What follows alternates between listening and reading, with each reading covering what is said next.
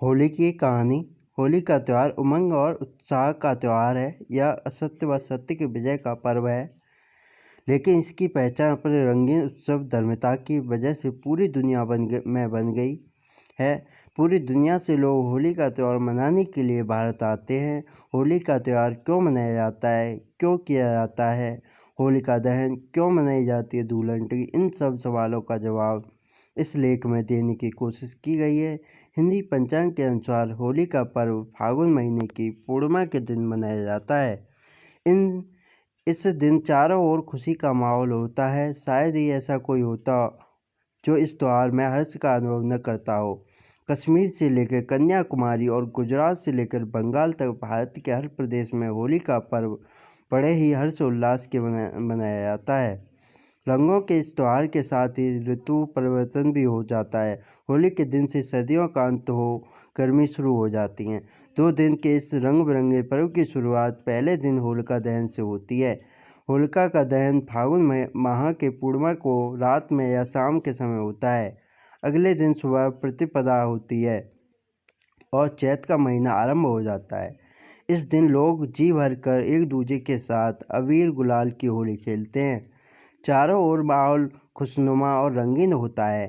क्यों पड़ा इस त्यौहार का नाम होली? होली शब्द होलिका से आया है। इसका संबंध दैत्यराज हिरण्यकश्यप और भक्त प्रहलाद की कहानी से है। ऐसा मानना है कि हिरण्यकश्यप अपने पिछले जन्म में भगवान विष्णु के दरबार में था, लेकिन एक श्राप के कारण उसे धरती पर राक्षस के रूप में जन्म लेना पड़ा था। हिरण्यकश्यप का बेटा प्रहलाद सदैव हिरण्यकश्यप के काम का विरोध करता था। इसलिए हिरण्यकश्यप ने अपने पुत्र प्रहलाद को मरवाने के लिए अपनी बहन होलिका को बुलाया।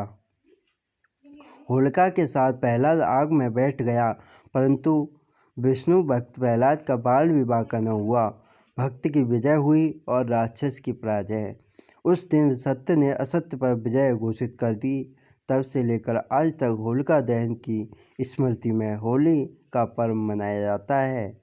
होली भारत का एकमात्र ऐसा पर्व है जिसे सभी धर्मों के लोग साथ मिलकर मनाते हैं, एक दूसरे के रंग लगाते हैं और गले मिले सारे गिले शिकवे दूर करते हैं। भारत के कई राज्यों में होली के अवसर पर विशेष आयोजन किए जाते हैं। खासकर बरसाने और ब्रज की होली पंजाब, हरियाणा, बंगाल, बिहार से लेकर नेपाल तक लोग होली का त्यौहार मस्ती के साथ मनाते हैं। होली खेलने के लिए विदेशी सैलानी भी भारी मात्रा में भारत आते हैं। पिछले कुछ सालों में होली का प्रचलन इतना अधिक बढ़ गया है कि कई देशों में होली का त्यौहार मनाया जाने लगा। होलिका दहन का महत्व। होली के दिन गली के कोने पर या चौराहे के मध्य लोग प्रहलाद रूपी एक लकड़ी गाड़ते हैं, जिसे होली का टाड़ा भी कहा जाता है। फिर इसके चारों ओर लकड़ियाँ झाड़ झखाड़ लगाते हैं। फिर मुहूर्त के समय अनुसार महिलाएं इसकी पूजा अर्चना करती हैं और फिर उसमें आग लगा देते हैं। आग से प्रहलाद रूपी उस लकड़ी को निकाल लेते हैं।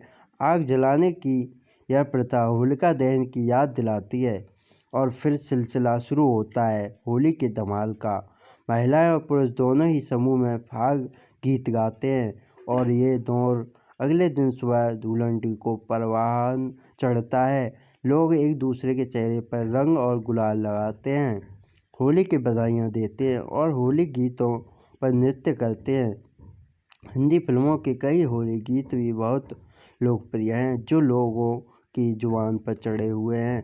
धूलंडी का महत्व।